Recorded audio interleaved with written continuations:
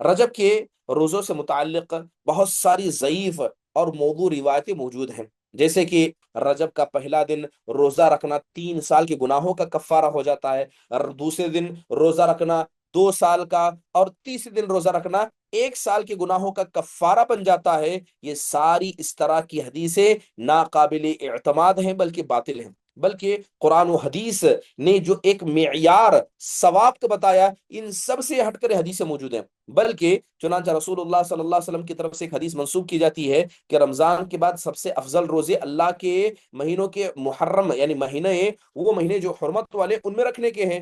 یہ اس میں کوئی شک نہیں ہے، لیکن خصوصی فضیلت کے ساتھ جو احادیث لوگوں میں مشہور ہیں وہ پائے ثبوت تک نہیں پہنچتی ہیں۔ محدثین اکرام نے تصریح کی ہے کہ ماہ رجب کے روزوں کی فضیلت میں اتنی احادیث بیان کی جاتی ہیں، یا تو وہ شدید ضعیف ہے یا موضوع یعنی من گھڑت روایت ہیں۔